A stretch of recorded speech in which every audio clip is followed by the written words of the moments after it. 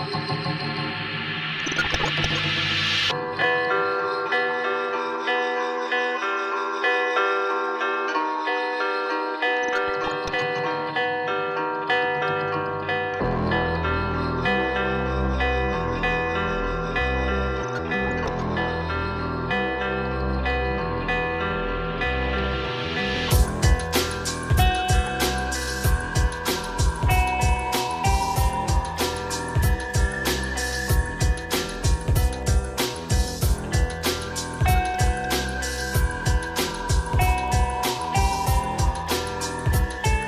everyone, how's it going? This is Caden Asher, Morningstar with Morningstar Paranormal. We are here today with Patty Negri, psychic witch and medium, good witch, emphasis on the good.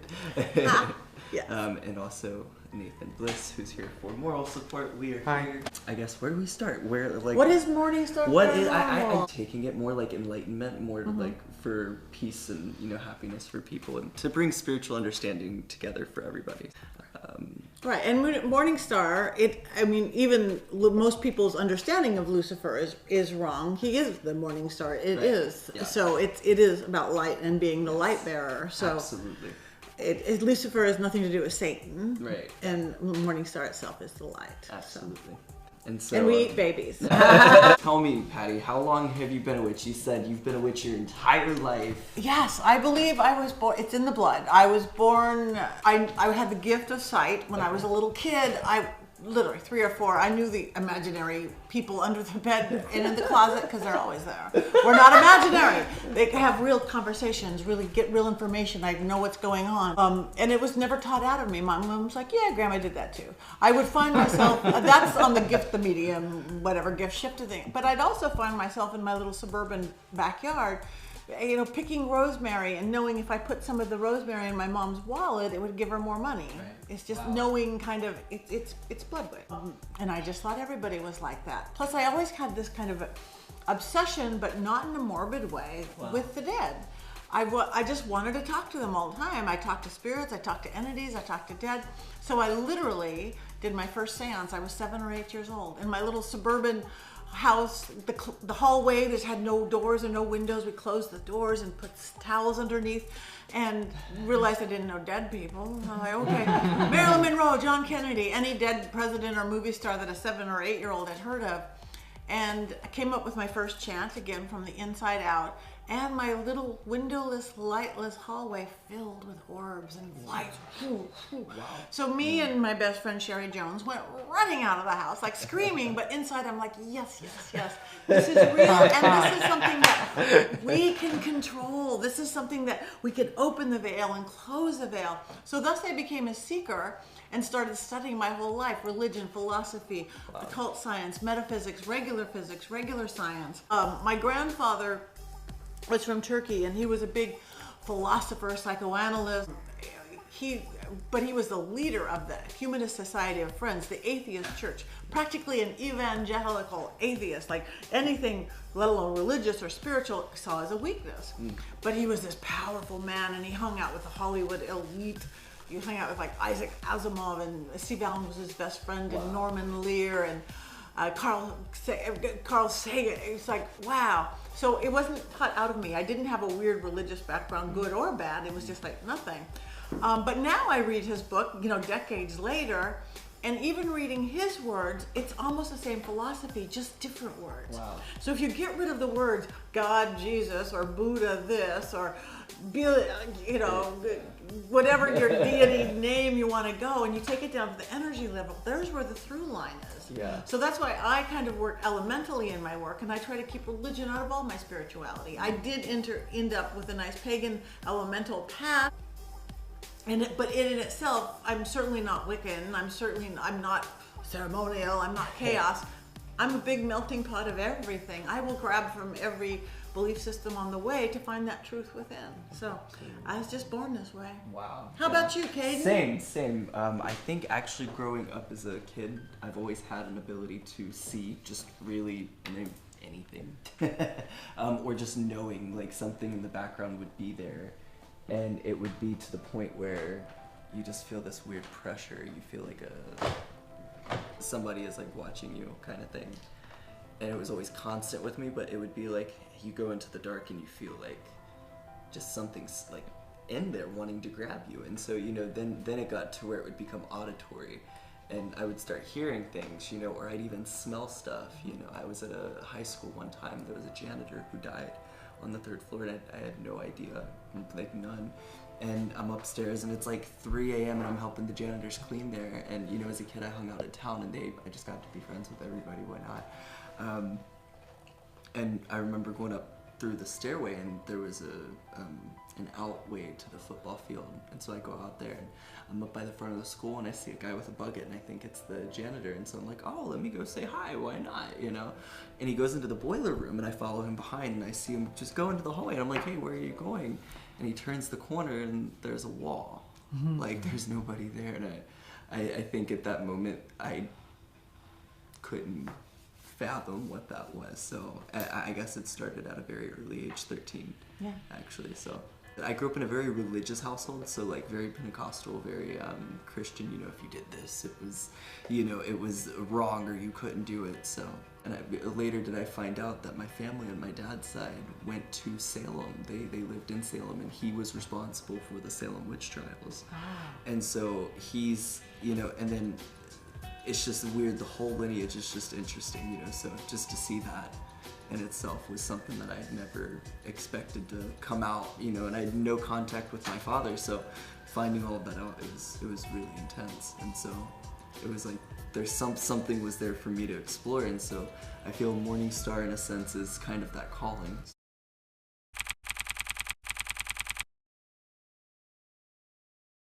So Patty, tell me, what is one of the most terrifying experiences as a... The drums playing well over our heads. That's my ghost, Adrian. Wow, hello. Yeah. The lights actually flickered just a moment ago too. So I don't know if that It's was fun caught to on live in a camera. happily haunted house. I could bring Belle, my little 105-year-old haunted doll, too. Why not? I think my craziest, and scary in the moment, of course. I get a lot of scary things because I'm on a show called Ghost Adventures a lot on the Travel Channel, which is, I'm just lucky because I get such opportunities to go to the most haunted places all over the world. It's like, yeah, throw her into that serial killer den of whatever. But I think my most crazy one actually wasn't on Ghost Adventures. I was filming a documentary about a house right here in my neighborhood. This is old Hollywood Hills, one of the first movie enclaves. And this was a house built in the 1920s by Charlie Chaplin for one of his many girlfriends, or one of the many houses he built for Mary Astor, who was a silent film star of the day. It was a total party house. It was a wild, crazy 1920s party house. And then later on, the Rolling Stones managers bought it. So the Rolling Stones lived there, Mamas and Papas for a while, Graham Parsons. And then all the rock and roll people moved out, and the guy who invented the real life sex doll moved in. And then he moved out, and Marilyn Manson moved in. My neighbor for many years, Marilyn Manson moved in. So the house attracted obviously creative, chaotic, very creative, some dark or whatever people, just artists, big life people. It actually got a little too scary for Marilyn, and he moved out after an incident. But he would record and work in the dirt basement, always the dirt basement. But anyway, we were at a table like this. I was doing a seance, and it was filled with young people, because young people just before they get too far in their 20s have so much life force. Anything post-puberty, things happen, they really do. And I explained how I lift the veil and close the veil, and it's okay to be skeptical, but you have to be respectful. Right. Because if you're not respectful, that's not good. Absolutely. This one kid, and we had 4 cameras going. So in one kid, he was, maybe because, he's on TV, he got a little smart alecky. And it's like, we were getting some really good information, and he said something. And then all of a sudden, the French doors flew open. Wow. And it was like special effects. And the producer side of me is going, wow, it's like special effects. I never fake anything. I would never fake anything. But it's like, wow, that was even the timing. Yeah. And everybody's kind of screamed and like giggled and nervous giggle, and they closed it. And then it happened again. Wow. French door on a very, make a point, like the drum that just run, make a point. And then again, he's still getting a little disrespectful. And then there were speakers on the floor, like old school speakers. They came on with this white noise. And I looked, wow, the speakers came on now. Later we looked, they weren't even plugged in. Wow. That happened again. But again, this tension is building and I'm feeling it and I'm trying to keep the spirits in line. Again, I'd set up my words and guardians, how I work it. All of a sudden, we're working with the Ouija board and we were finding out something that had happened kind of dark in that dirt basement way back in the 20s or 30s. The kid said something idiotic. And as I point to the cameraman facing him burst into flames. Wow. Like spontaneous combustion, like the old movie Spinal Tap, like the angel wings of fire up him. Everybody's screaming. His shirt burst into flames. Cool, medium, witch Patty becomes a medic. I am a medic, I'm EMT. Like, drop it roll! I'm calling in my wards and guardians, hitting the floor. People are screaming. 2 cameras actually caught it. Wow. His camera didn't, of course, he's on fire. And another camera, pointed to the ceiling or pointed to the floor. I guess you test the ability of a cameraman by the room bursting into flames. But we did catch it, and his shirt burnt off in poof. And it was cotton. It should have not, it burnt off like it was a nylon or polyester. It should not have went poof. Wow. And I'm like, we are done. We are done. I called my guardian, shut down. I don't care what we're shooting. This is done. But the cameraman instead was really intrigued. He was inspired. He goes, no, I'm fine. I'm fine. He goes, forget the shirt. He had a sweater. He had a sweater he put on. And I'm like, I talked to the spirits, and they weren't demonic or anything, or I wouldn't, but they were just cranky-ass ghosts, which always happens. Most people that everybody thinks is demons, 90-something%, they are not. They're just cranky-ass whatever. But anyway, it wasn't. So I talked to him, we're not even going to get rid of you after the seance. You just communicate. So he promised he'd be good.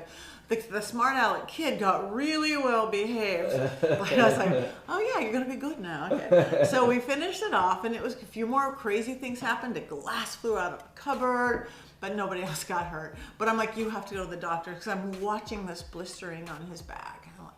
And they did try to push him off the cliff a little later, but anyway, he was so, well, I'll get to that. He showed me 3 weeks later. He goes, Patty, look at my back where the blistering was.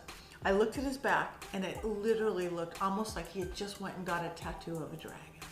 Wow. Open mouth, teeth, the winged head into the shape of a serpent. Like a tramp stamp on the back of his back. And that's the exact energy I called in to shut down the seance. Wow. My words were dragon set up. Okay. And that's the crossroads energy that I called in. I'm like, look at that, you have a tramp set. So he was so inspired by all this. He's fine. He actually they haven't done it yet, he wrote a script with Stephen Norrington. He's a guy who wrote The League of Extraordinary Gentlemen many years ago and the Blade series. He's gone way left of the center now with Hollywood. And it's a script, it's a horror film, but it's about a Hollywood psychic medium who does all the TV shows. It's basically about me, but then doing yet another TV show, and then a portal opens.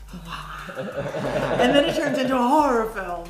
I'm like, oh, I sat down with him. I go, it's good. I go, but no, we can't say that. You can't say that at the seance. He goes, but you said that. I go, I know I said that. You're not going to say that on film because that's opening a door. Yeah. So you don't want to be one of those cursed films, do you? Where the actors and the crew are like, no, let's make up words here. So I sat with him for 5 hours, actually at this table, script doctoring it so it could be a really good horror film. And not a horror film. So that was my wildest. I haven't topped that one yet. I've had a few, actually right around this table, end of the year, because I think one of the darkest spirits I did was Dr. George Hodel, who's the Black Dahlia killer. He was a doctor, he was a sadomasochistic woman, he cut up women, put body parts inside. And I knew better. I was with a friend at the time, and we were going to work the Ouija board, and I hadn't set up my words, and because she wanted to talk to her friend, and hadn't dealt with what we had dealt with him, and something literally pushed me into the back of this chair, and I heard this crack. I'm like, oh shit. I'm melting to the ground, and my friend goes, are you okay? And I'm like, no. And I always say I'm okay. I could have my head cut off. I'm like, I'm fine. No, really. And I'm like, oh my God, did I break my ribs? I had to go to urgent care. I didn't break my ribs, but I ripped all the cartilage off my floating ribs. Or a spirit did, just literally that hard pushing me. So don't do this at home, kids. No. Hire a professional. No, you got to know what you're doing. Even spirit boards or Ouija boards. they shouldn't be sold in toy stores. They should have a completely different set of directions. Absolutely. And you don't just let anybody in. Right. Anybody out there, and then you believe that they're some wise spirit. It might be the the drunk guy in front of the liquor store saying that you're great. It's like, please, know your ward, set up protection, know what you're doing. Right. And then you can do what you do. Again, this is our realm of existence. Absolutely. So that's my scary crazy. It's best one of many. How about you? I think my most scariest experience was in a house. There was spontaneous combustion of glass. There was, it was really scary. It was really scary. And I guess I felt very alone. It was for a friend who had a seizure. So I went to go stay at his house, and his dog wouldn't like leave me alone. It was very like negative. There was something very negative there. It's just like there was a separate part of the house, but I felt like I was on a very thin veil of like stepping grounds. I sat there, I ate some food, I was chill, I was on my phone, you know, texting him. And as a witch, I usually don't pick up on anything until something is in front of me going, hey, you know. My friend trying to warn me, you know, like, you know, the person that's at that house isn't really in the best, you know, mental setting, and, you know, he needs to go to the hospital, he's very sick. I didn't understand that, you know, and so like, it seemed like he was sick, but there were like circumstances that led up to this that made it seem like it was more than just him being sick. It was like somebody didn't want me to figure something out, or whatever it was. I don't know. I just, honestly, it was just to stay for a week somewhere where I needed to go. Sitting there, and the dog is just protecting me this entire time. And the owner finally comes back after having like a seizure. It was just very weird how he had went to the hospital, and I guess it got so bad to the point where he had become possessed. And Josh, actually, the other investigator, when he showed up, the energy glass busted. We were trying to pray to keep things away. We started saging it, you know, in the correct manner and trying to get things going. The sage catches on fire, like the whole bundle, just, you know. Wow. And you said dirt basement, by the way, and I was like, oh, that's really interesting because there was a dirt basement in this place. It's always the dirt basement. Almost across the board, the most haunted or affected houses I've been in have a dirt basement, which is across a lot of the world not a big deal, but in California there's very few basements. We don't have basements. I don't know because it's earthquake, but the Black Dahlia murder house had a dirt basement. Even the David Omen house, if that's the one where Sharon Tate is, and we're actually doing part of an investigation there next week, that has a dirt basement. I think it's because the ground is it's not all cut off by cement and everything. Wow. So it's just either a portal for things to get in or out. So check your dirt basement. I'm not saying like cement it up or something, but put protections there. Yeah, you know, for sure. if you are having you know, activity that you don't want to have. And I was gonna say, let's. What's your scariest experience? Yeah. Like I say, I was haunted by Robert the Doll, who inspired the Chucky movies, and I didn't even go and see it. Someone took a picture of me, and it was blurry, and then he went and saw Robert the Doll, and despite there being a note saying no pictures, please, took a picture, and then we were both blurry in the picture the same way. Well, before I knew all this, he had gone out drinking in Key West and came back and roughed up his girlfriend a little bit and then ran away and then was maniacal all night. Then I was working at Jewish sleepaway camp at the time, so we just ran down to Key West for, you know, whatever. And he went and saw the doll, and I didn't, but he begged me to go with him. So then we came back, and I was exhausted from being at Key West all weekend. So I was taking a nap in the bunk at Jewish sleepaway camp. Yay, ELC. And I turn over, and I think all the kids are coming back in because my break's over. You know, I'm about to switch with the other counselor, get the kids. I turn over. There's no kids in the room. Like, I was like, was I dreaming? What the heck? I have another hour. So I flip back over. It happens again. All the kids come in. I'm a little more apprehensive about flipping over this time. So I flip over. No kids there. So I'm like, okay. Fun weekend. I'm going to write this off as just a real fun weekend. So it happens one more time. I like fall asleep, half in my sleep, half in my waking. I hear the kids come in. I go, I'm gonna just peek. So I peek over, in the no children, of course, but in the corner was the outline in the shadow of the Robert the doll, like staring at me. And then I got that sleep paralysis, you know, like where you can't move but you want to move, and you're like, it's uncomfortable as heck. I want to leave you, but I was like staring at the doll. Then all the kids came in and saved me, you know, like they came in and were like, whoo, and then I was like, oh, and then it was gone. Dolls can be crazy. I have one. I should go get her. My Peggy. Want me to go get her? Yeah, you should go. All right, this is Belle. She's 100. I think she's 105 now. Oh wow. I got her.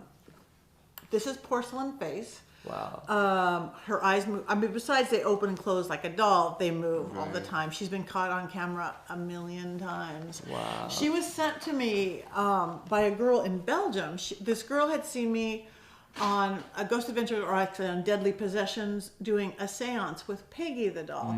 Peggy is a cute little blonde doll that gives people heart attacks. Oh. Yeah. She is now in Zach Bagans' Haunted Museum in Vegas, which you got to go if you haven't been there. We will definitely be exploring. We got to go. Well, we could all do a thing, or tell them you're my friend. We'll all go, because it's every crazy haunted thing. But anyway, we were filming, and the girl who then owned Peggy brought her, and one of the girls who's given a headache. I mean, heart attack too. And Peggy's just, now when I go there, Peggy has a spirit box. She cusses at me. It's great.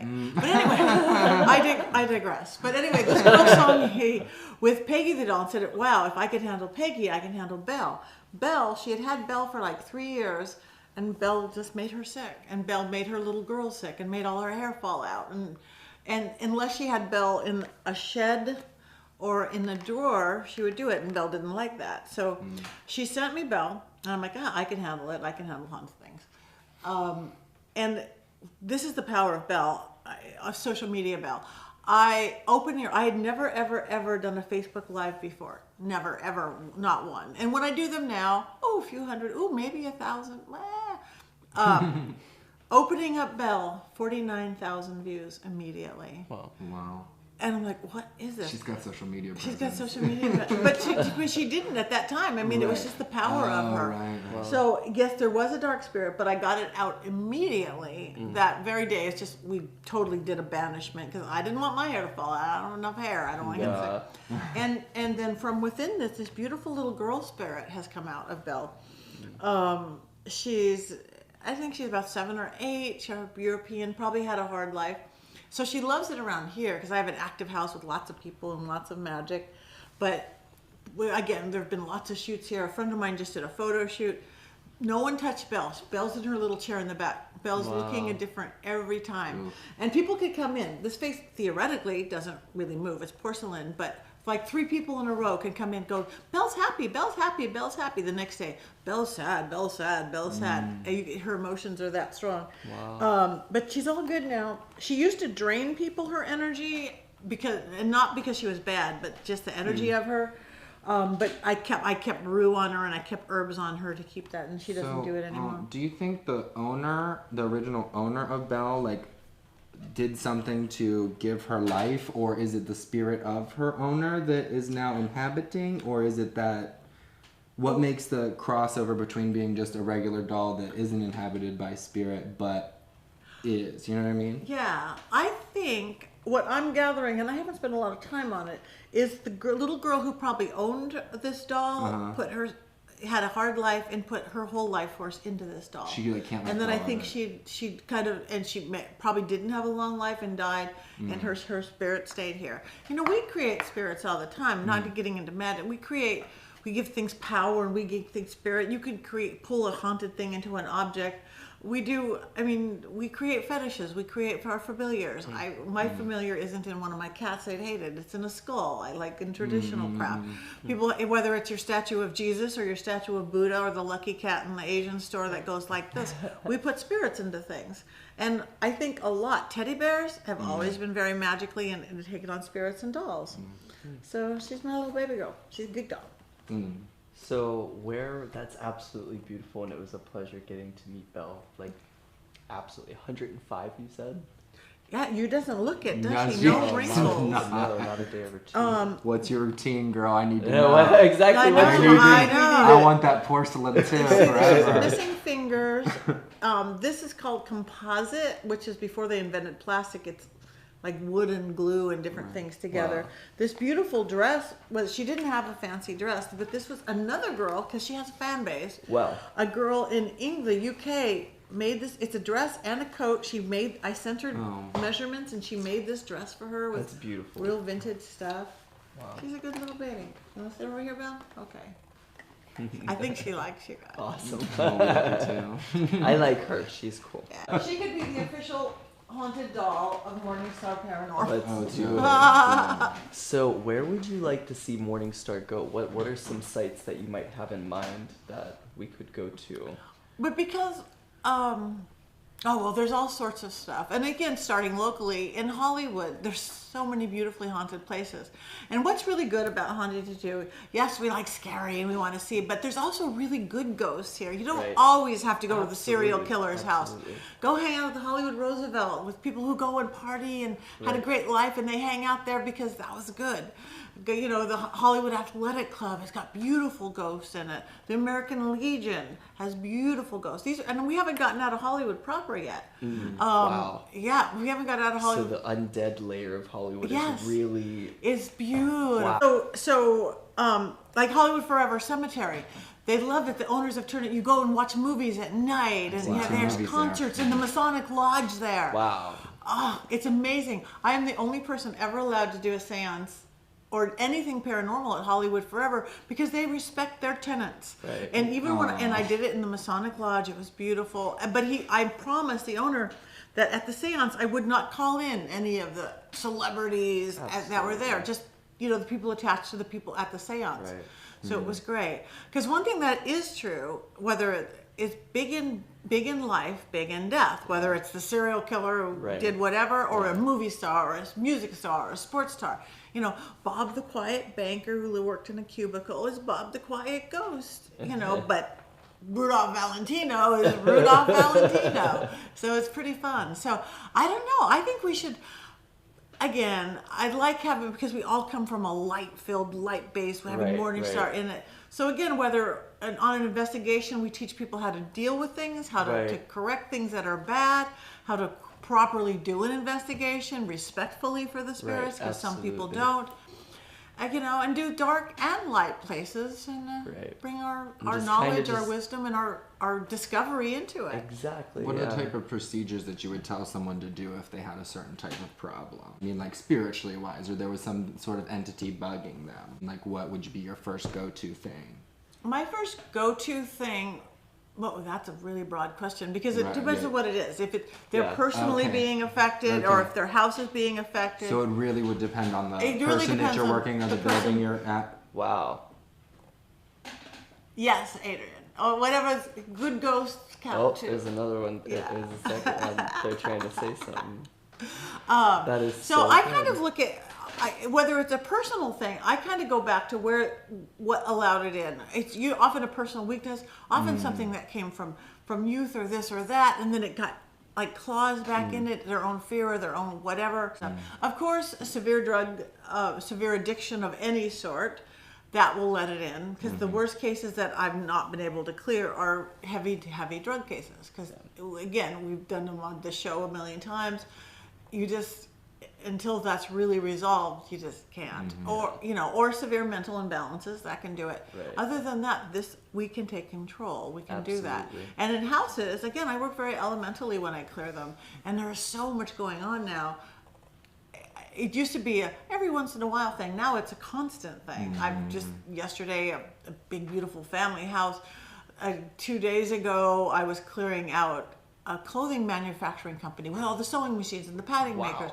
A week before that, another house. A week before that, a makeup company. So there's so much activity as the veil's getting thinner for all of us as we slowly move into that age of Aquarius. There's going to be more and more unexplainable things, paranormal things. Absolutely.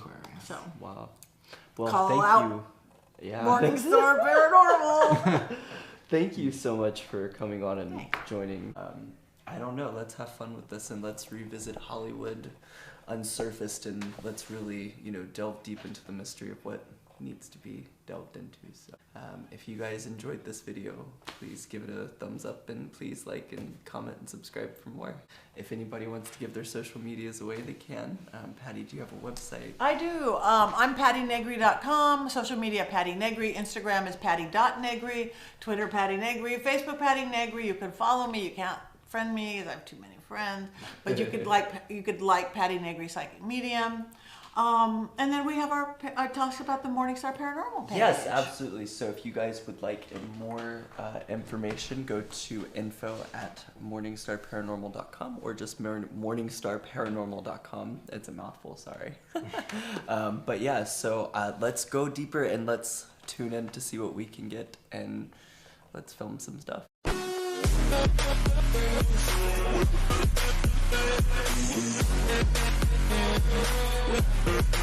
back.